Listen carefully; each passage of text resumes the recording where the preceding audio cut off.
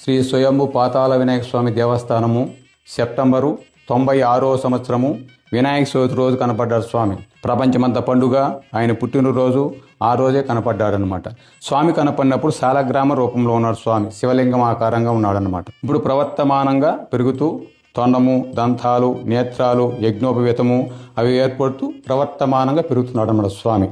మనకు విశేషం ఏమంటే స్వామి చుట్టూ ఉండే బండ ఇదంతా రాయి, తెల్ల రాయి, స్వామి మాత్రం నలుపు అనమాట, శాలగ్రామ రూపం.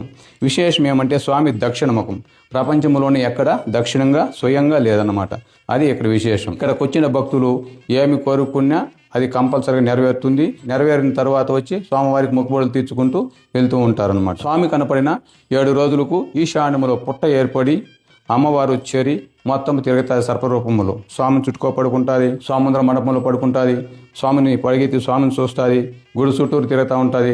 అప్పుడప్పుడు పౌర్ణమి, శుక్రవారము శుభదినాల్లో వచ్చి స్వామిని చూసుకుని వెళ్తూ ఉంటుంది.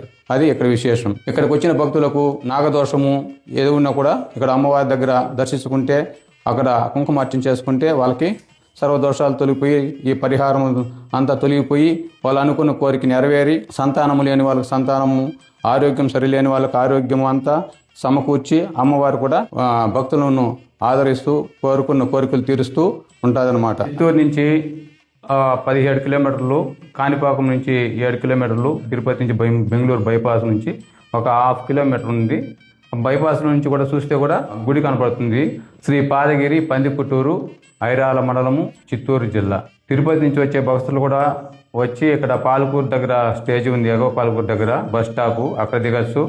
లేదా పందిపుట్టూరు దగ్గర బస్ స్టాప్ ఉంది, అక్కడ దిగి కూడా 1 కిలోమీటర్ అక్కడి నుంచి వచ్చి గుడి కాడికి రావచ్చు.